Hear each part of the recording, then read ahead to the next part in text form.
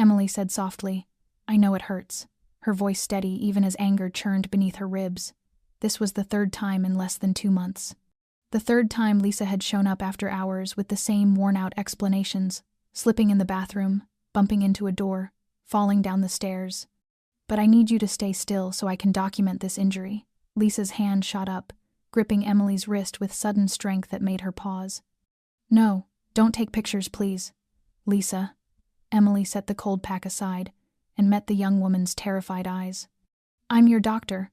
These photos stay in your medical record. That's all. In case you ever need them. Later. Lisa's lower lip trembled. At 25 years old, she should have been glowing with youth, overflowing with possibility. Instead, her pale skin was scattered with dark bruises blooming like poisonous flowers. One eye was swollen nearly shut. In her initial exam, Emily had already identified at least 2 fractured ribs, along with deep bruising along the hips and a fresh split at the corner of her mouth. He'll know, Lisa whispered, her voice so small it barely existed. Brian always knows everything. He won't know, Emily said gently, tightening her hold on the young woman's hand. I promise you. But you deserve proof. You deserve choices. It took a long moment before Lisa gave the smallest nod. Emily reached for her phone with careful hands, though her heart felt unbearably heavy. She had seen many cases of abuse in her career, but something about Lisa made it impossible to look away. Maybe it was the way she hid her pain, or how she didn't beg or dramatize, only endured, quietly, as if it were the only life she knew. But Emily refused to accept that this was normal, not in her clinic, not while she could still do something. What Emily didn't know, couldn't know, was that Brian Whitman was tracking his wife's every step. A locator device no larger than a fingertip was tucked inside the lining of Lisa's purse, quietly sending her location straight to his phone. And less than a 10-minute drive from the clinic, Brian's hands, red and mottled with rage, were clenched around the steering wheel as the minutes fed fuel into the wildfire building inside him. Emily also didn't know that on the top floor, inside a dimly lit office filled with the hush of high-end security systems, another man was watching her through a bank of cameras. Nathan Cross, the owner of the building and half the surrounding block, sat motionless in a leather chair, his cool gray eyes following Emily's movements as if cataloging each small gesture. Not out of suspicion, but because he had been aware of her from the day she moved her practice here 3 months ago, from the moment she smiled at the doorman and said thank you, while most tenants only issued commands. Nathan had seen many faces on his cameras, false, greedy, dangerous. But Emily was different. And tonight, when he saw Brian pacing outside the 4th-floor clinic, checking his phone with restless, jittery hands, something primal inside Nathan snapped awake in warning. He rose, buttoned his coat with swift, decisive movements, and said calmly, "Bring the car around," because something told him this night would not end quietly. If you're still listening and this story has touched something in your heart, take a moment to subscribe to our channel. Like and share this video, so we can continue bringing you stories filled with emotion each and every day. And if you don't mind, would you tell me where you're watching from? Leave a comment below and let us know which corner of the world this story has reached. We truly appreciate every word you share. Emily lifted Lisa's bruised arm gently, the cold clinic lights reflecting off the mottled palette of fading blues and purples mixed with fresh, angry reds. She kept her tone steady, though each word echoed against the tightness coiling in her chest. I won't send these to anyone, Lisa. They stay in your file. If one day you want to press charges, or you need to protect yourself, you'll need evidence. Lisa shook her head, lips trembling. He'll know, Emily exhaled slowly, fighting down the surge of rage rising in her throat. He can't know unless you tell him. I'm not sharing anything with anyone. You have a right to privacy, a right to safety. Lisa lowered her face, rain-damp strands of blonde hair falling forward to shield the fear in her eyes. Nothing is private with him. He sees everything. Messages, appointments, even my bank account. The phone is his, the purse is his. Everything in my life belongs to him. Her voice cracked on the last word, as if she'd brushed against a truth so painful it made her flinch inward. Emily gently untangled Lisa's fingers from her wrist and stepped back, her gaze soft but firm. Then, I'll use the clinic's camera, not the phone. She pointed toward a medical cabinet where a simple clinical camera was stored. No network connection, no cloud backup. No one can track it. I promise. Lisa said nothing, only wrapped her bruised arms around herself as if trying to protect whatever parts of her body were still untouched by pain. She sat curled on the exam table like a child searching for the smallest corner to disappear into. Emily approached slowly, lowering herself so they were eye level. You don't have to decide anything today. You don't have to speak or act before you're ready. But if tomorrow you decide you want out, if you're ever blamed, or if you end up in a hospital bed, these photos might be the only voice you have. Lisa looked up at her, eyes swollen and glistening. I tried. A few times. But every time I left, he found me. I went to my mom's. He showed up there. I stayed with a friend. He waited outside. I don't have anywhere to come. Go. The words made something deep inside Emily twist painfully. Not only because of Lisa's suffering, but because it was a story she'd heard too many times from too many women trapped in the same invisible cage. And what infuriated her most was the system's helplessness. Police demanded proof, courts demanded documentation, and victims were left with nothing but fading bruises and tears.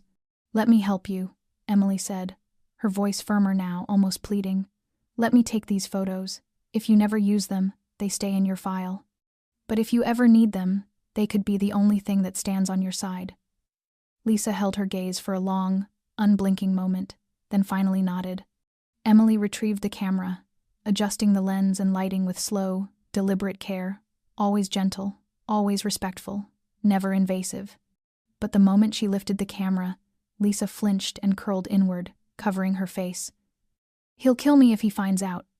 Emily lowered the device and sat beside her again.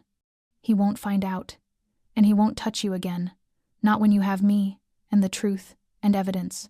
In the heavy silence that followed, the sound of rain against the windows grew sharper. At last, Lisa's shoulders relaxed, her hands lowering from her face, giving Emily permission to document the cruel marks someone would one day have to answer for. With each click of the shutter, Emily felt a small part of her fury flash through the camera, as if she were doing something right in a world that so often failed the women who needed it most. But while she carefully captured each angle, she had no idea that just a few blocks away, Brian was tearing through the rain, eyes locked on the tiny blinking red dot on his screen, the signal telling him exactly where Lisa was. And he was on his way. On the rain-soaked street, the black SUV shot forward through the downpour like an arrow slicing the wind. The headlights swept across shimmering puddles, their reflections flickering over Brian Whitman's tense, rigid face. His hands strangled the steering wheel, knuckles bone-white, eyes locked on the glowing phone screen where a single red dot pulsed steadily. The GPS coordinates refreshed again and again, no more than 2 blocks away. He didn't need the name of the location. He had known it for years. The community clinic where his wife occasionally claimed she needed to check her blood pressure or renew a prescription. He used to snort when she fed him those excuses. He knew she was trying to slip away, trying to lie, trying to inch out of his control. He felt it in her eyes, in the way she hid her phone when he walked into a room, in how her voice grew smaller every time she mentioned Dr. Emily Carter. Every little action was an act of betrayal. And he never tolerated betrayal, not from the woman he had paid handsomely to make his. His eyes burned as the red dot stopped moving. She was there. Nearing the intersection, he turned the D radio up slightly, a reflex meant to cage the anger pulsing through him. Soft, dreamy jazz floated out, completely at odds with the storm inside him. He shut it off instantly, as if the calmness itself made him unravel further.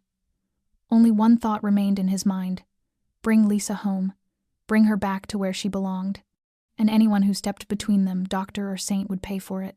Several floors above the clinic, inside a soundproof office lined with glass walls and minimalist gray interiors, Nathan Cross sat before a row of security monitors, his cool gray eyes fixed on the camera feed from the 4th floor.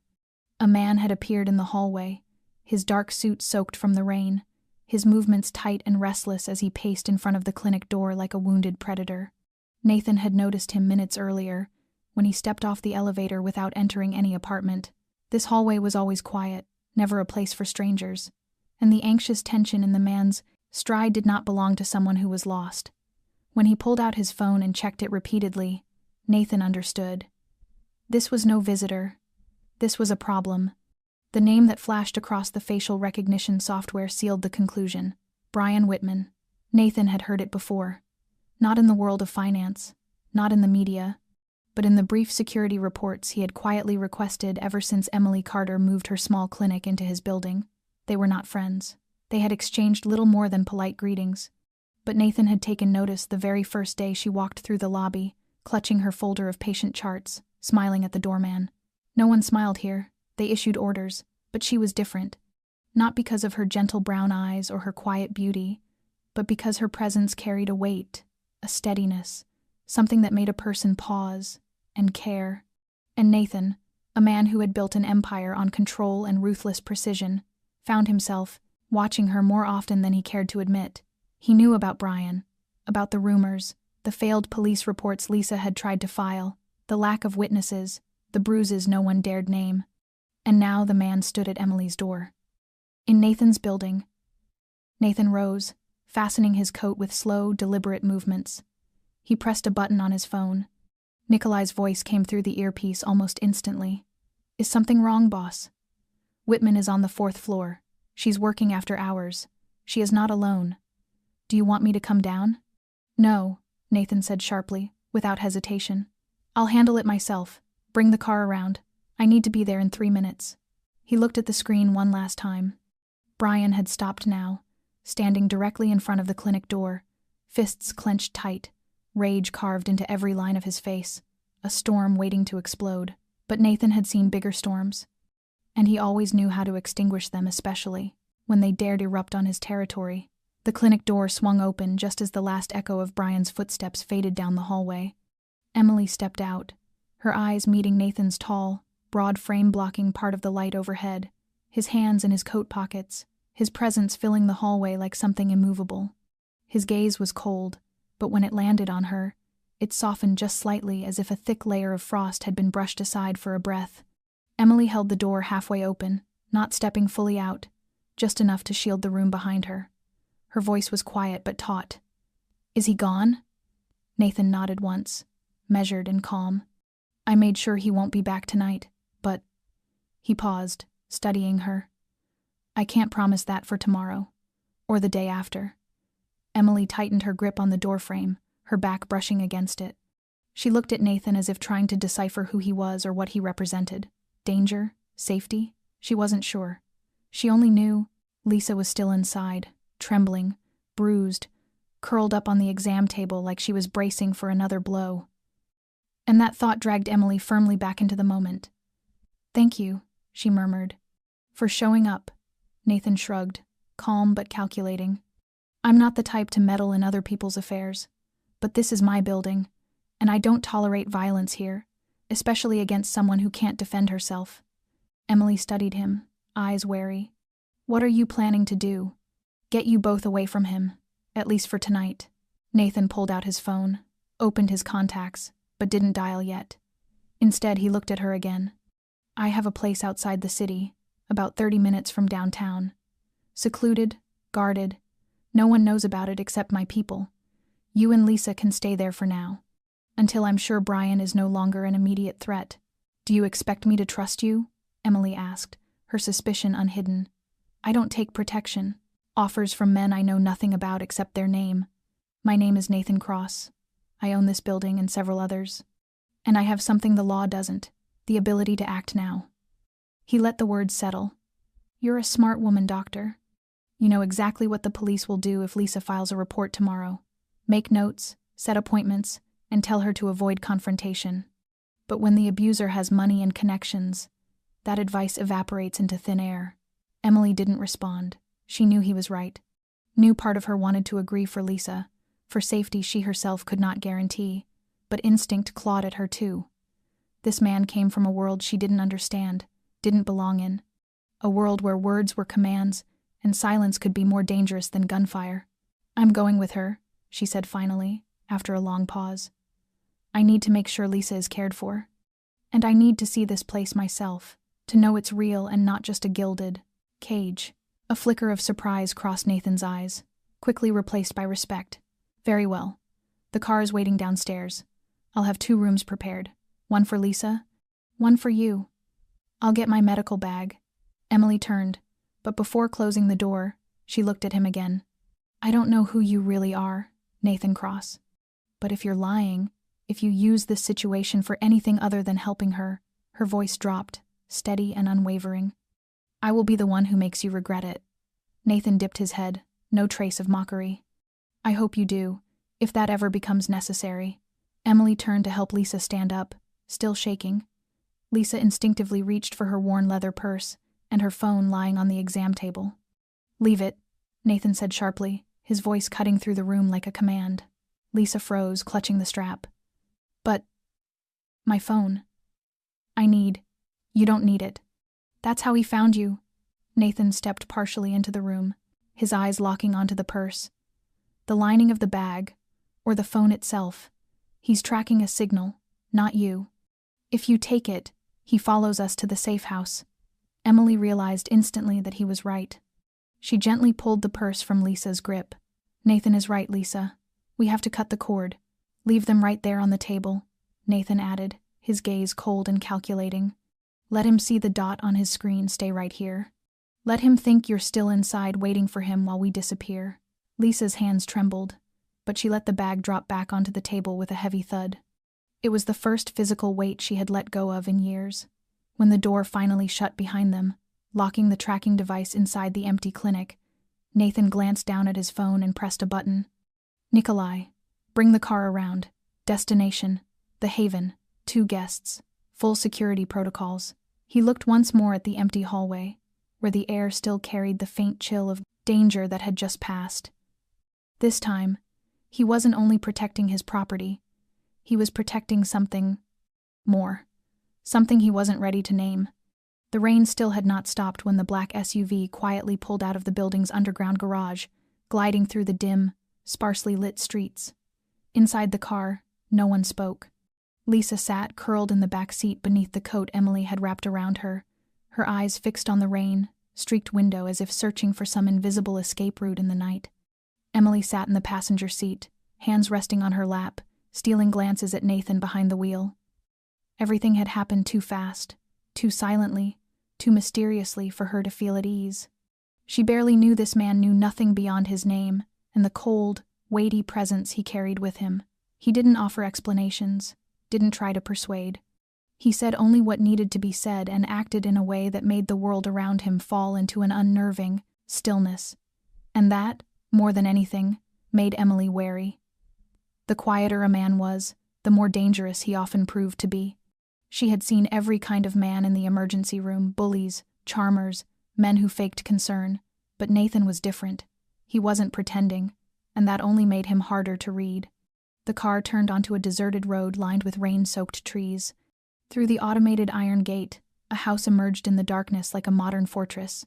2 stories tall, bulletproof glass, motion-sensing lights blooming to life one by one as the tires rolled past. The front door opened just as the car stopped.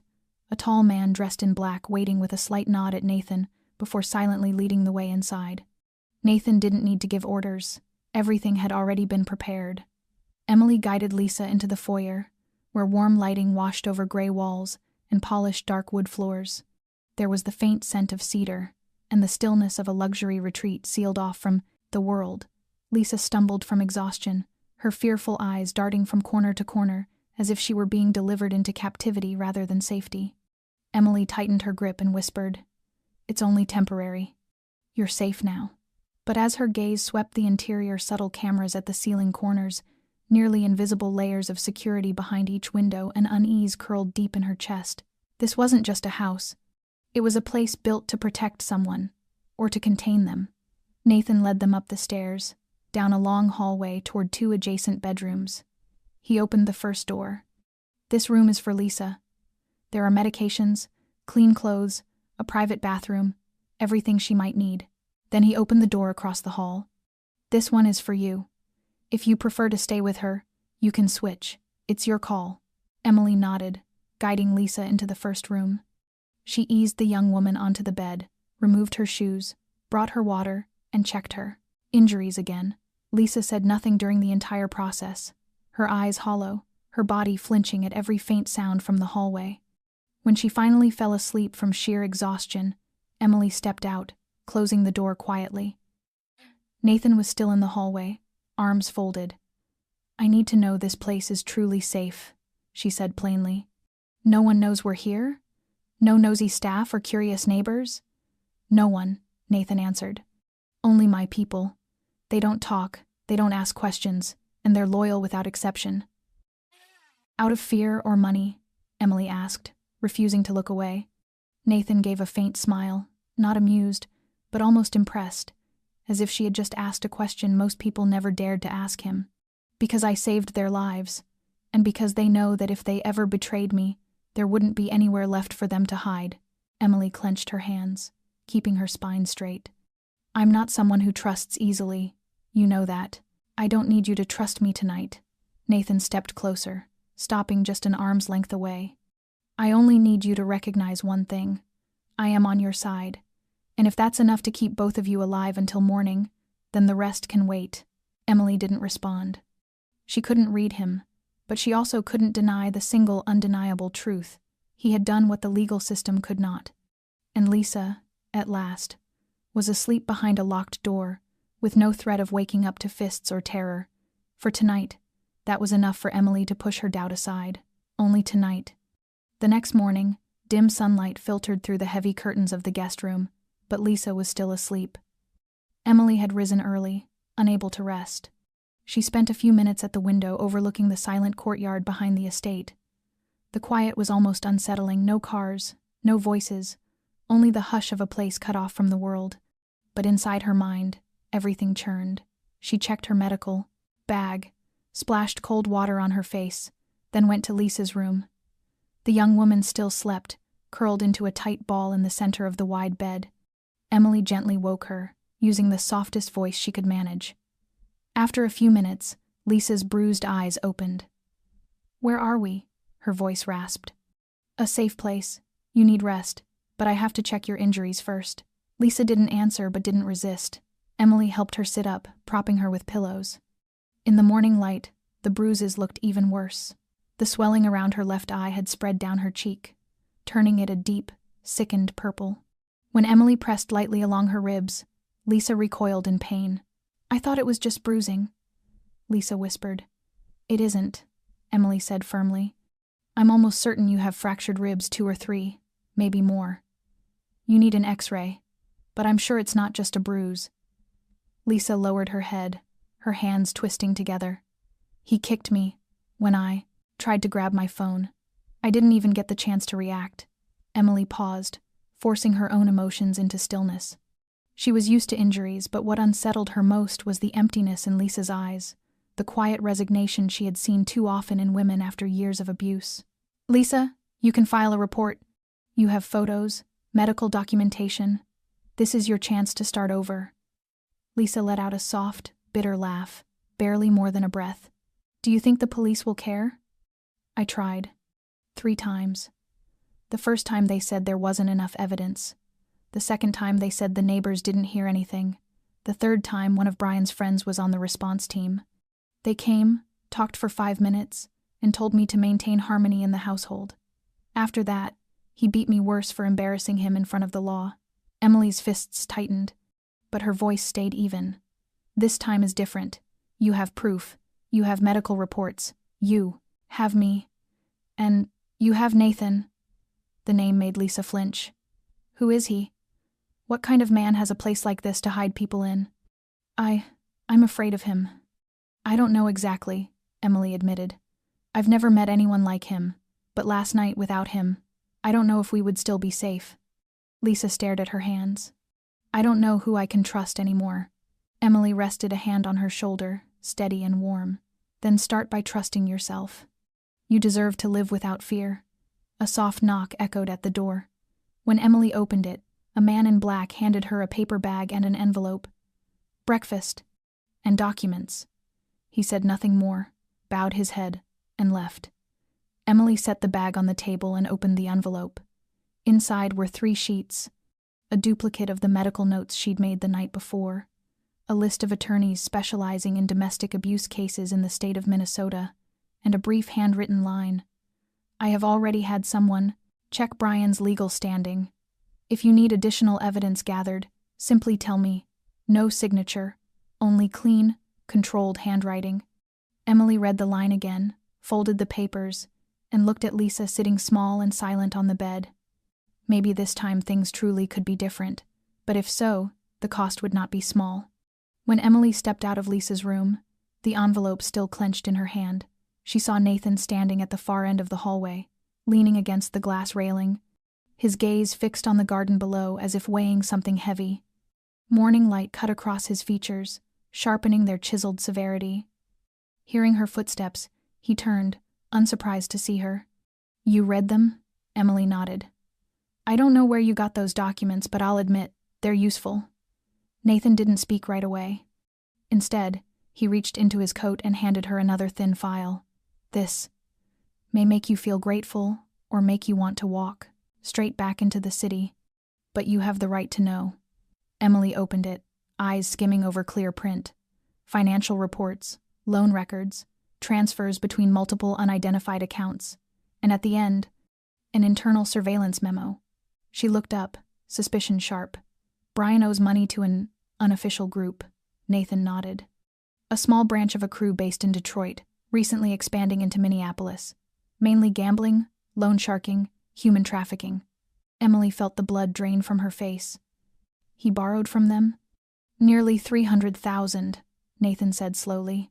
"He gambled most of it, threw some into junk stocks, and the rest my guess is he used to maintain appearances. But the amount isn't the real problem. The deadline passed nearly 2 weeks ago, and a man like Brian has nothing to offer as collateral." Emily gripped the file. "Except his wife." Nathan held her gaze without blinking. "Exactly. In that world, if you cannot pay, they take what you have. Your house, your car, or a person." "You mean?" Emily's voice cracked. "They would. Lisa is young, pretty, and vulnerable. A perfect target for men who treat human beings as merchandise." Emily took a step back, as if the truth had physically knocked the breath from her. She turned away, inhaling deeply to hold back the surge of rage and despair. "How long have you known this?" "I suspected something when I saw him pacing the 4th-floor hallway with that wild look in his eyes. But I confirmed it early this morning. My men finished gathering and verifying the information." "And you didn't tell me immediately?" Emily snapped, turning sharply. "You had enough to face already. I wanted you to see her safe before adding more weight. It is not your decision how much I can carry." Their eyes locked, unblinking, tension drawn tight between them. After several seconds, Nathan inclined his head.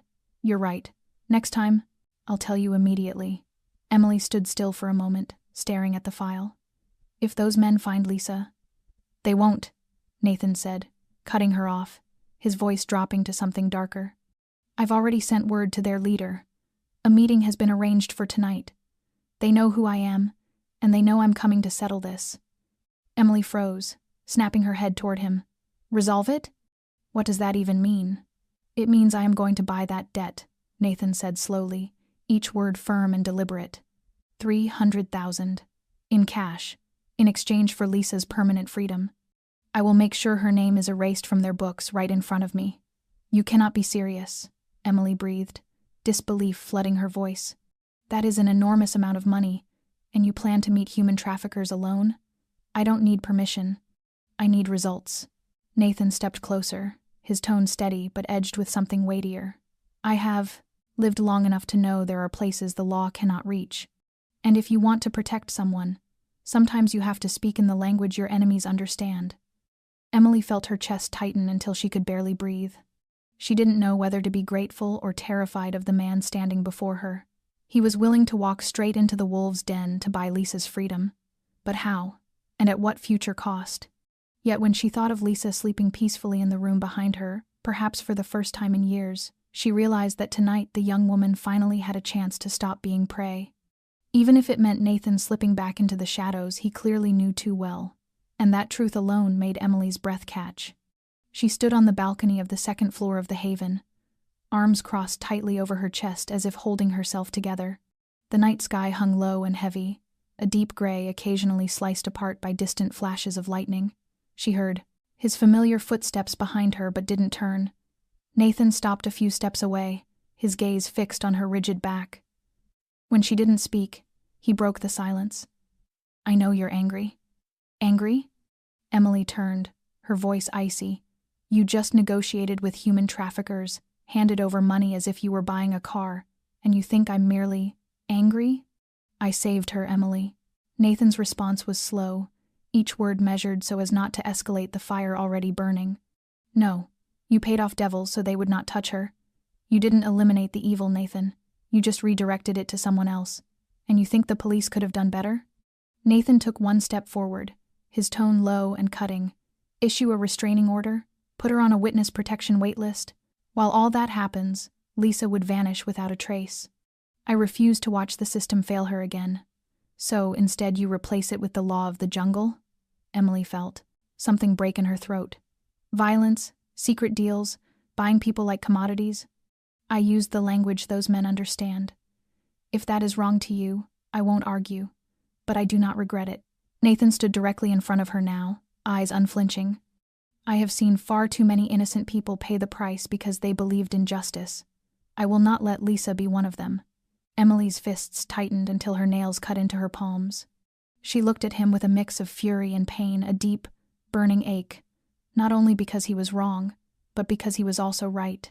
You think I haven't seen the system fail? I've watched women go back to their abusers because there was nowhere else to go, because the law didn't protect them. But I still believe in principles. In laws. If I abandon that, what makes me any different from you? You are nothing like me, Emily. You are light. And I am someone who has lived in the dark long enough to know that sometimes the only thing that keeps demons underground is a bigger demon. The words pulled them both into silence. The anger dissolved into an unspoken ache between them. A breeze stirred, sweeping Emily's hair across her face. Nathan instinctively reached to brush the strands back but stopped halfway, fingers hovering near her cheek. Emily looked at him, conflict softening the edge of her gaze. Why do you care about me this much? Nathan didn't answer right away. He studied her as if weighing whether the truth was too dangerous to speak. Then his voice dropped, deep and disarmingly sincere, sending a tremor through her chest. Because you didn't look at me like a monster. Not at first. Because you remind me that there are still things worth protecting, not with fists, but with a heart. Emily's throat tightened. She didn't know whether to be moved or afraid. Amidst danger and shadows, he was the one thing that made her feel strangely safe, if only for a fleeting moment. I don't know if I can trust you, Nathan. Everything about you feels like stepping into fog. You don't need to trust me right now.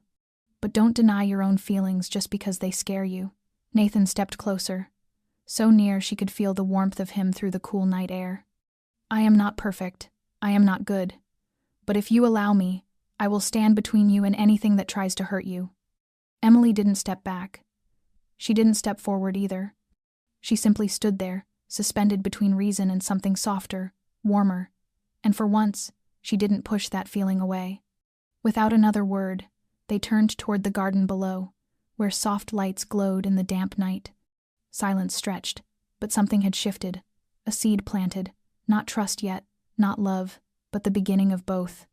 Dinner was set on the long wooden table in the Haven's spacious kitchen, warm golden light softening the sharp edges of the world beyond.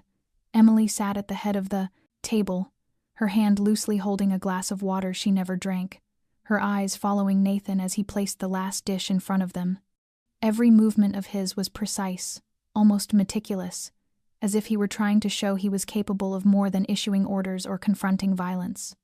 Lisa had finished eating early and gone upstairs to rest, leaving the kind of quiet Emily wasn't entirely ready for. She glanced at the handmade pasta, the garlic butter bread, the opened bottle of red wine. She sighed softly. Is this supposed to be an apology? Nathan took the seat opposite her, poured wine into her glass, then into his own. I'm not apologizing for protecting her, but I can apologize if I made you feel unsafe.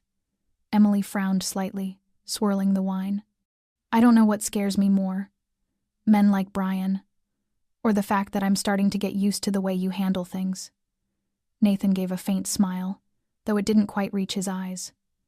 Maybe both, but not every method I use is violent. A quiet dinner can be another kind of shelter, if it helps you feel seen. She lifted her gaze to him. You think you can protect me by making me trust you? He took a moment before speaking, eyes steady on hers. I'm not asking for your trust tonight. I only want you to understand that I'm not leaving. Whether you believe in me or doubt me, whether you push me away or let me stay, I'm here.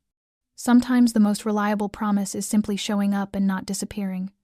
Something inside her chest softened, melting like thin ice under warmth.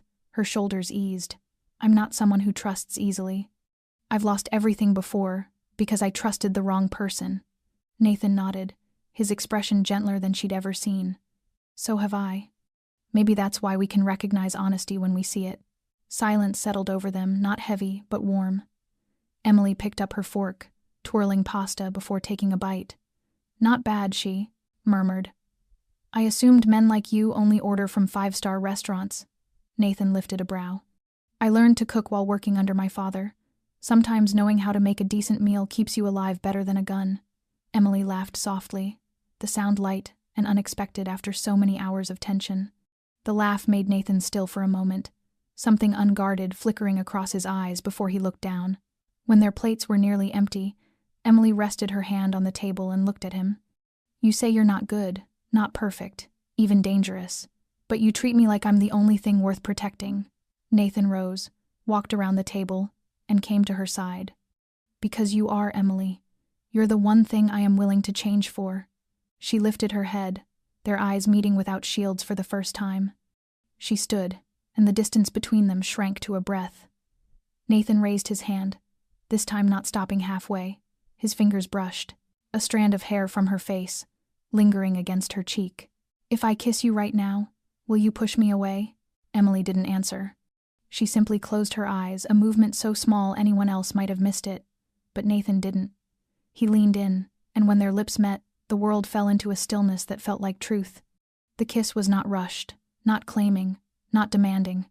It was a promise made without words, a warm hand at the small of her back, a quiet spark blooming where fear had lived for too long.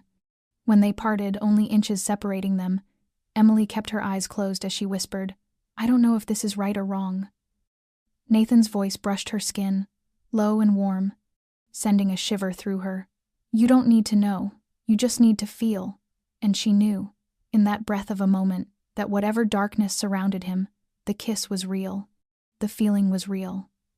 And Nathan Cross, with all his shadows, was the first person in years who made her dare to imagine a safer world. A world called standing beside him.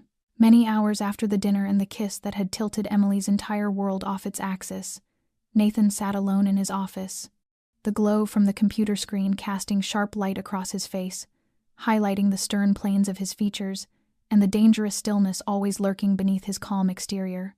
He had just heard Emily's footsteps retreat toward her room, soft and deliberate, as if she were still lost in the storm of emotions and moral conflict swirling inside her. He knew she would need time, but time was the one thing he could not afford to waste, not when there were men out there calculating every passing hour, preparing to turn Lisa into collateral. Nathan opened a new report, sent by his underground financial team less than an hour earlier. The content was brief, but each line cut through his defenses like the edge of a blade. 1 week ago, Brian Whitman had carried out a series of small transactions, wiring money into 3 anonymous accounts. Those accounts led directly to a human trafficking group operating on the outskirts of Detroit, where trading people was treated like buying unregistered objects. Nathan clenched his jaw and opened an image of a decoded message exchange between Brian and a contact going by the name Wolf. Your wife looks good. If you don't gather the money in 2 weeks, I'll take the goods. I'll deliver at the old industrial zone. You just transfer the cash. Is the merchandise intact? More than intact. Guaranteed. Nathan felt heat rising in his throat, his chest tightening as though a slab of stone had been dropped onto it. He had seen horrors in his life, but watching a man attempt to sell his wife like a commodity ignited a fury he held back only through sheer discipline. Wolf was a name Nathan knew well, a notorious trafficker, ruthless and elusive, a man whose tracks no one had successfully traced. The fact that Brian dared contact him showed the depth of his desperation and the recklessness that came with it. Nathan scrolled down through the report. A recorded audio clip extracted from Brian's phone, thanks to a tracking device Nathan's men had planted the night Brian infiltrated. The building began to play. Brian's voice, hoarse from alcohol and rage, filled the room. She doesn't listen, doesn't know her place. Better to sell her and clear the debt. She's nothing but another burden anyway. Nathan's hand closed so tightly that the joints turned white. A deep, frozen anger slid down his spine, accompanied by another feeling cold, sharp, and unmistakably decisive. A choice had been made. He stood, pushed his chair back, and dialed a number. Nikolai picked up after a single ring. "Boss? I want every file on Brian Whitman. Bank accounts, credit cards, assets, anything he could use to run. Already checked. He has almost nothing left. The house is mortgaged. The car's in his father's name. One credit card with barely anything on it. He's truly desperate. He arranged to sell Lisa. Not a question, an acknowledgement." On the other end, Nikolai was silent for a moment. "I know, boss." Nathan closed his eyes, inhaling slowly. "I want the time and location of the exchange. Sometime this weekend. At an abandoned warehouse in the Eastern Industrial Zone, but Wolf might change it." Nathan opened his eyes, their focus narrowing like a blade being honed. "I want Wolf stopped the moment he steps into the city. Don't touch his men, just make sure he understands Lisa Whitman is no longer part of the market." "Yes, boss. And Brian? How do you want him handled?" Nathan looked out the glass window. The night was ink black, broken only by faint lights reflecting off beads of dew in the backyard. "I want him gone from Minneapolis. If he refuses to leave..." Nathan's voice dropped into a register that made the air in the room seem to thicken. "If he refuses, I'll send him to the same place he planned to send Lisa." Silence on the line, silence that meant agreement. Nathan ended the call and leaned his head back for a few seconds. He had known many cruel men, but some forms of cruelty were beyond forgiveness, especially when the victim was the young woman trembling in the room across from Emily Carter, the woman who, despite everything he tried to deny, had been pulling his guarded heart toward her from the very first moment he saw her, and because of that, he knew one thing with absolute certainty: he would not let anyone touch either of them, not even in thought. If the world required blood in exchange for their safety, then that was a price Nathan was willing to pay, without hesitation, without regret. This week, everything would end on his terms. Sitting behind the darkened windows of the black car, the night outside folding into Nathan Cross's state of mind, the vehicle slipped past the final red light and moved into the Riverside Industrial Zone of southern St. Paul, where old factories had long since shut down, leaving behind rusting walls and dim lights that flickered like reflections from a pit. He sat upright, hands steady on the steering wheel, eyes distant with the weight of the coming transaction. When the car stopped before a medium-sized warehouse and the metal doors slid open, two enormous guards in black stood on either side, their eyes sharp with suspicion. Nathan stepped out, adjusting the lapel of his tailored black blazer with the unhurried precision of a businessman arriving for an important negotiation. Inside, a concrete table sat beneath a single overhead lamp, casting an oblique beam across the room. Opposite him waited the man Nathan had come to meet, Dmitry Koff, a minor kingpin in the Detroit underworld, infamous for quick threats and a silent, unnerving reach. Dmitry sat with several documents and a thick leather case before him. They exchanged no pleasantries. Nathan broke the silence first. 300,000. And an additional 50,000 for your convenience. His tone was even unadorned. Dmitry shook his head, eyes probing. "You turn money into such poetic statements. Why should I accept?" Nathan opened the case, drew out stacks of cash, and placed them on the table. The bills snapped audibly as they fell, the sound stark in the cavernous room. "Because she won't sell. That woman, Lisa Whitman, is not your merchandise. You're not taking her. You're taking space. You're taking the privilege of stepping aside," Dmitry snorted, nudging a crystal glass away. "You're paying me to walk away. But if I wanted to, I could still take her. And this money might just be bait." Nathan slowly took the seat opposite him, every movement deliberate. "If you could take her, I wouldn't be sitting here." His gaze was icy. "You have two choices. Take the money and withdraw, or take the money and understand that from this moment forward, Lisa belongs to me. Not for business, for her life. And if you or anyone under you touches her or Dr. Emily Carter, the woman protecting her, I will make sure you wake up in a hospital bed wondering why both your legs are gone." Silence stretched. Dmitry looked at the money, then at Nathan. Slower this time. "You play boldly," he murmured. "But tell me why protect her?" Nathan answered softly, almost gently. Because she is not something to be sold. Dmitri smirked. A lovely ideal. But in our world, ideals die faster than people. Nathan leaned forward, gathering the stacks and placing them back in the case. I'm not protecting her for an ideal. I'm protecting her because I don't want a man like you touching a woman like her. The words were simple but sharper than any weapon. Dmitri tapped a finger on the table. Then I'll take the offer. But you'll accept my condition. Nathan's expression did not shift. Name it. Dmitri slid a paper forward, pen ready. You stop Brian Whitman from leaving the city for the next 48 hours. If he disappears, I'll consider this deal broken. Nathan raised an eyebrow. Brian is going nowhere. You've already lost control. And from now on, my orders are final. Dmitri met his gaze. After we sign, if I choose, I can still find another way to take her. And you know that. Nathan tilted his head. I do. But if you try, you'll learn I don't just spend my own money. Dmitri chuckled bitterly and signed. Nathan stood, waved for his guard, and walked out without looking back. When he stepped into the car again under the faint drizzle, he felt a strange heaviness in his chest, not victory, but responsibility. He knew the agreement he had just sealed was more than protection for Lisa Whitman, or a line drawn against Dmitri Koff. It was a declaration. He would not allow anyone to touch the woman he had, already, silently and irrevocably, begun to give a piece of his heart to. And he knew that with the chaos ahead, that alone was enough to begin a war he had never wanted but one he was now bound to fight. Only 36 hours after meeting Dmitri Koff, Nathan received the first sign that the Mafia had no intention of letting matters end as smoothly as the signed contract suggested. One of his unmarked patrol vehicles reported movement near the haven. A drone entering the perimeter had been disabled within minutes. Everything had been handled cleanly, but Nathan understood immediately this was no coincidence. It was a warning, or more precisely, a test to see whether he truly intended to stand his ground. That night, he did not sleep. Instead, he assembled his core team, raised all security protocols around the estate, reinforced entrances and emergency exits, and placed 2 guards near Emily's and Lisa's rooms at all times. Near dawn, another encrypted message arrived from a Divida's, familiar yet nameless source.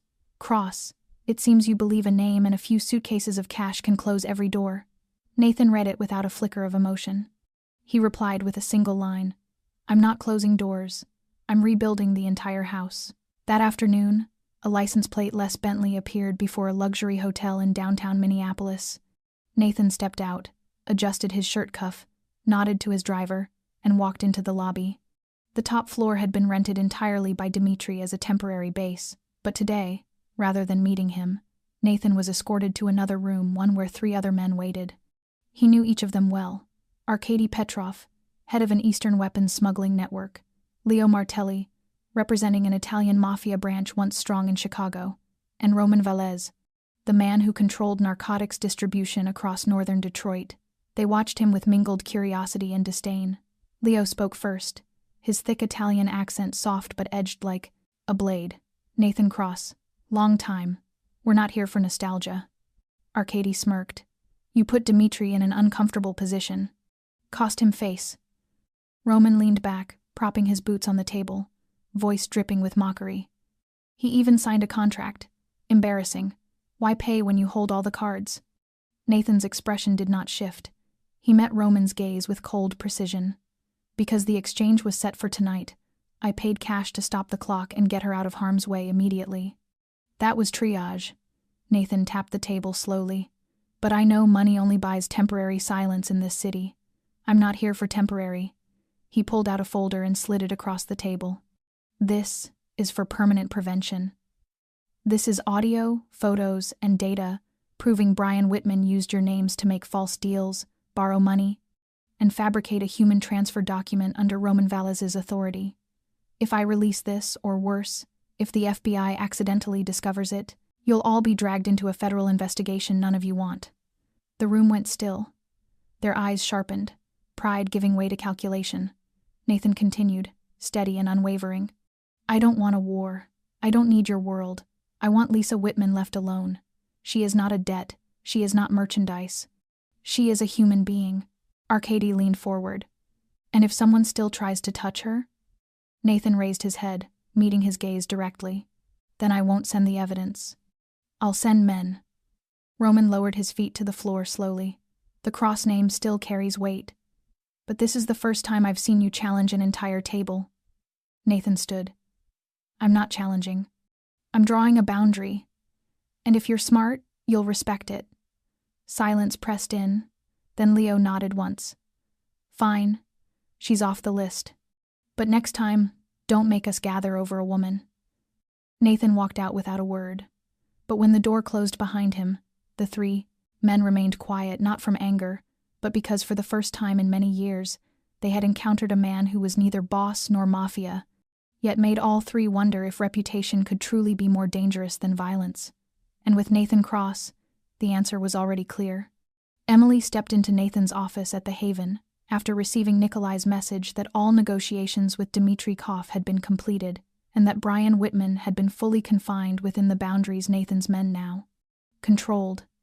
The door closed softly behind her, and the faint sound of her footsteps on the wooden floor felt like a reminder of the heavy silence waiting in the room.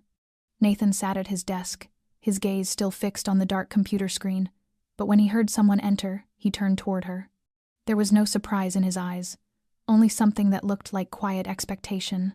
Emily reached for the back of a chair, leaning into it for support, as though she meant to sit but couldn't quite commit to the motion.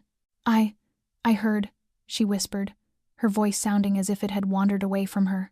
Nathan nodded slightly. I knew you would. Emily glanced around the room, taking in the papers, files, financial records, and the photographs from the night Brian broke into the building neatly stacked beside the computer tower. Her heartbeat quickened, as if someone had clamped an invisible vice around her ribs. What did you do? She asked. Nathan was silent for a beat before rising and walking toward her. I protected you and Lisa, he said. I removed the greatest threat. Emily closed her eyes and drew in a deep breath. You made deals with the Mafia. You used money and threats. That... She couldn't finish. That's wrong. I can't stand here and pretend it's right. Her voice trembled, but the conviction in it was unmistakable. Nathan lowered his head slightly as he met her gaze. Do you think I don't know that? I know better than anyone. I live in a world where what's right gets tossed aside like paper scraps. I chose another way. Emily opened her eyes again, and a tear slipped down her cheek. But I live in a world where the law is supposed to protect us. I believe in principles. I want to live by them.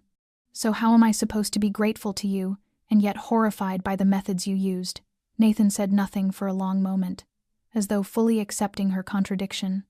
You'll have to accept that protection doesn't always come from something pure. Sometimes it comes from the very thing people avoid. Emily studied him, searching his face for answers, for truth, for something solid to hold on to. Something inside her felt as though it were melting and freezing all at once. I don't want to depend on anyone, she said softly. I don't want to thank someone who makes me feel like I'm losing the ground under my own feet. I don't want you dependent, Nathan replied instantly. I want you free. But to be free, sometimes you have to be shielded first. I shielded you. And the rest is your choice. She turned her face away, looking toward the window where a pale strip of light filtered through the curtains. I feel like I've lost control, she admitted quietly. You control everything. I don't know where you come from. I don't know what you do, and I have no idea what the future looks like. Nathan stepped closer and placed a hand gently on her shoulder. I'm not asking you to surrender control, he said. I'm asking you to trust just once that I will stand between you and that darkness, and if you choose to step away from it, you can. Emily turned back to him, her chest rising and falling in uneven breaths. How do I know you won't become something else? Something I'll have to run from all over again? Nathan held her gaze without flinching. I can't promise I'll never change, but I can promise I won't change because of the world. I won't change because of anyone else. If I change, it will be because of you. She didn't speak. Instead, she stepped closer, her hand brushing lightly against his. Thank you, she whispered. For everything. Nathan said nothing, only pulled her into a brief but heavy embrace, an embrace that felt like a man standing alone in the ashes, holding just enough flame to keep someone else from burning. Emily lifted her head, her eyes meeting his, and in that fleeting moment, she didn't need him to say anything at all. She understood he had chosen her, and she had allowed herself to choose him, even if the road ahead was shadowed and uncertain. At least she was no longer walking it alone. That morning, soft sunlight poured through the tall windows of the haven, washing the wooden floors in a warm golden glow and filling the space with an almost otherworldly stillness. Lisa sat at the long communal table, her fingers trembling slightly as she held a pen above the neatly prepared stack of documents. The simple cotton clothes she wore no longer framed bruises, and though her long hair fell over her shoulders, softening the fragility of her frame, there was something unmistakably different in her eyes, a clarity, a resolve she had not shown since the day she arrived. Emily stood behind her quietly, offering presence rather than guidance, a steady anchor in the room. Nathan entered with an unhurried stride, carrying a thick envelope in one hand and a bundle of legally stamped documents in the other. He set the envelope before Lisa and took the seat across from her. "Everything is finalized," he said. "The court will review it in 2 weeks. But with your signature today, Brian will no longer have any rights over you. No legal rights, no financial claims, no claim on your life." Lisa looked up at him, her eyes a mixture of fear, gratitude, and something deeper, an uncertainty about herself. "I used to think I could never leave him. Not because I loved him, I didn't, but because I believed no one else would ever accept someone like me, someone weak. Someone who let things go on for so long." Emily moved to sit beside her, taking Lisa's trembling hand in both of hers. "Staying doesn't mean you were wrong," Emily said softly.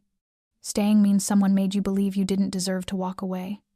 Lisa looked from Emily to Nathan again, her voice barely audible. "Are you sure he won't come back?" Nathan nodded, his voice steady as stone. "Brian is being tracked every hour. He's been removed from the city, and every financial link he had has been severed. If he returns, he will have nothing except a pair of empty hands and a criminal charge waiting." Lisa inhaled deeply, then finally lowered her gaze to the documents. Slowly, deliberately, she signed her name. Each stroke of the pen seemed to sever another invisible chain that had bound her for so many years. When the 45 final signature dried, Lisa set the pen down and closed her eyes. The room grew utterly still. Emily placed a hand on her shoulder, her voice barely above a whisper. "You just chose yourself again." Nathan rose, collected the documents, slid them into his case, and turned toward the door. But Lisa called out softly, "Nathan?" He paused. She met his gaze with a fragile, earnest expression. "Why did you help me? You didn't owe me anything." Nathan studied her for a moment before answering, his voice low and honest, almost unbearably so. "Because you deserve to be saved. No conditions, no explanations. And because men like me have spent too many years being the reason women like you are afraid. It's time to change that." Tears slipped down Lisa's cheeks, not the violent, shaking kind, but soft tears that felt like cleansing rain. When Nathan stepped away, Emily stayed behind, pulling Lisa into a long embrace. No further words were needed. Later that same day, Nathan sent a copy of the divorce documents to his private attorney in Chicago, with instructions to monitor the witness protection process. He also created an anonymous trust under the name Lisa Hartman, enough money for her to begin again in any city she chose. He didn't tell her. Instead, he left a small envelope on Emily's desk with a handwritten note, "For when she's ready."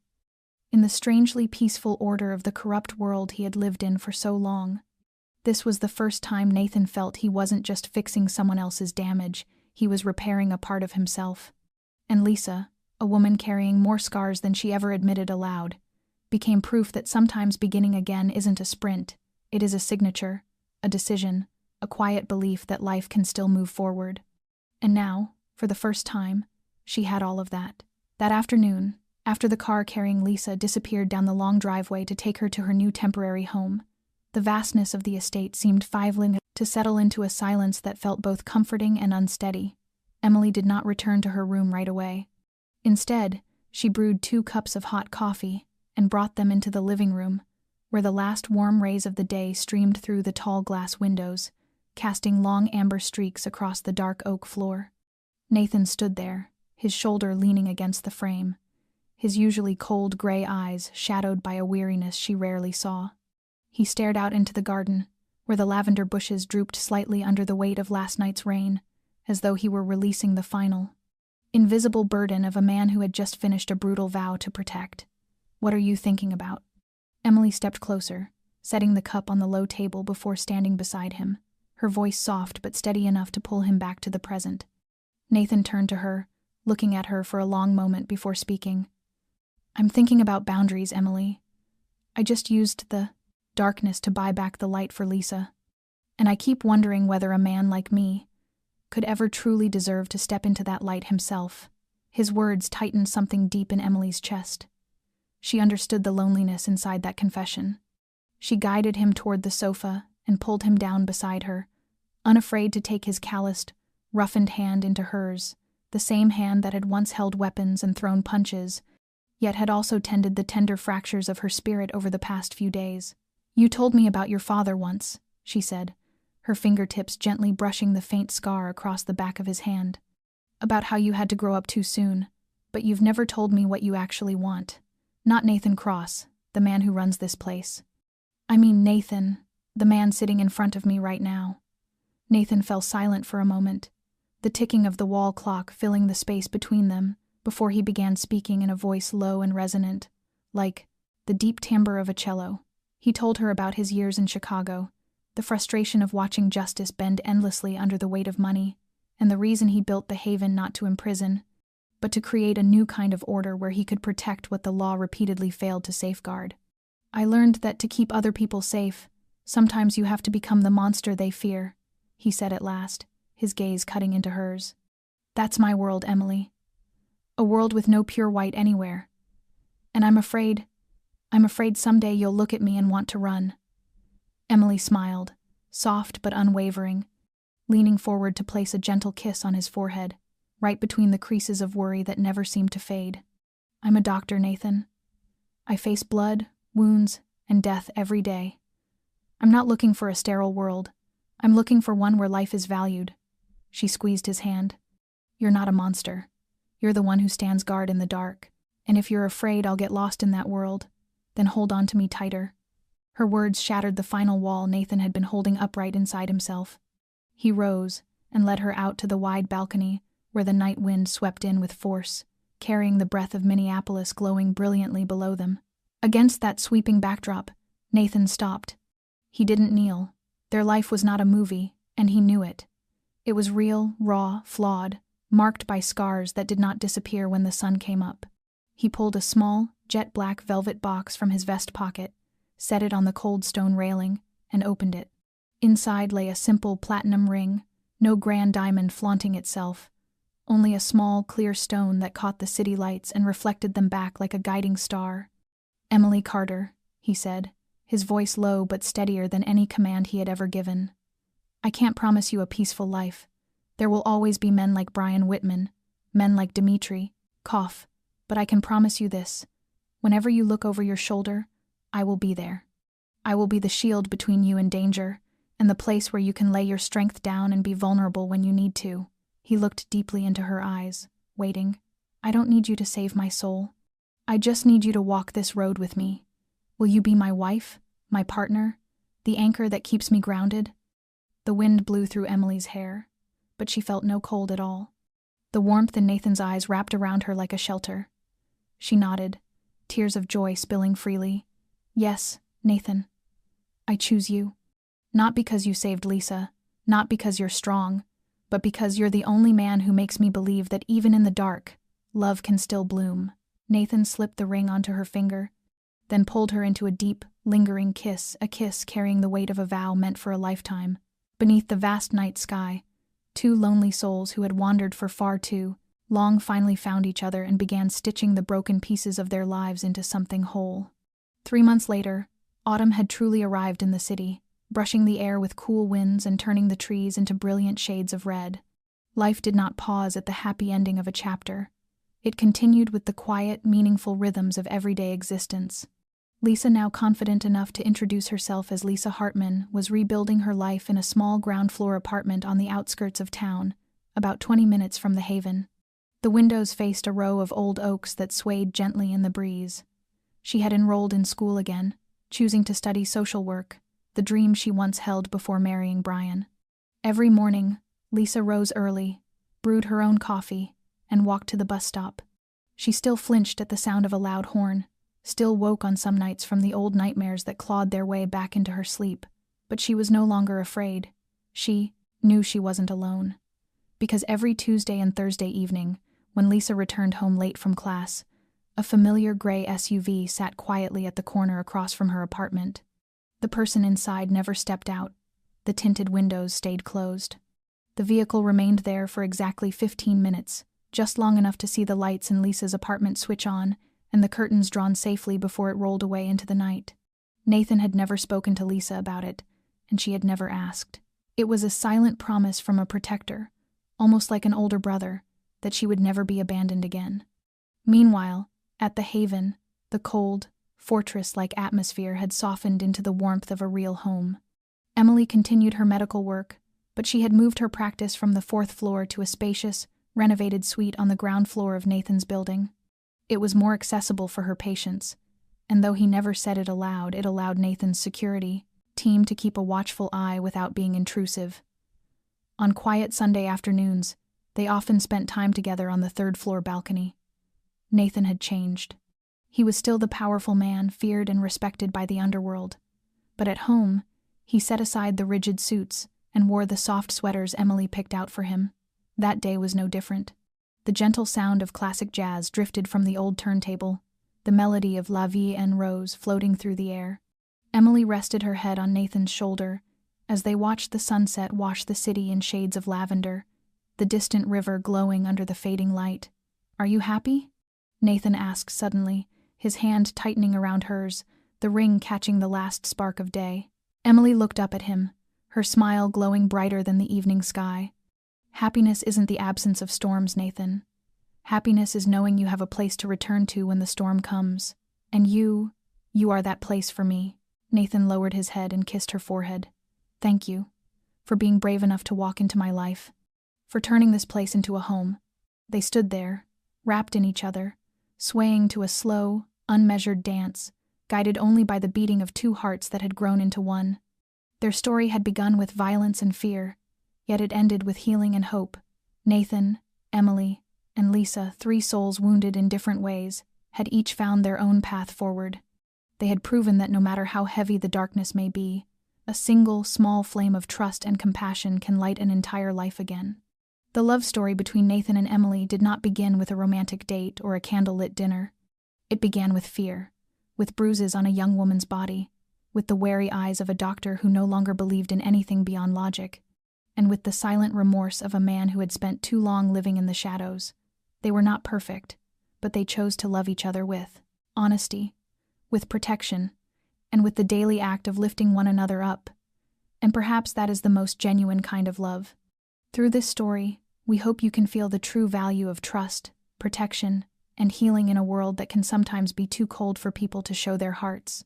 What did this story make you feel? Did it remind you of someone in your own life? What part touched you the most?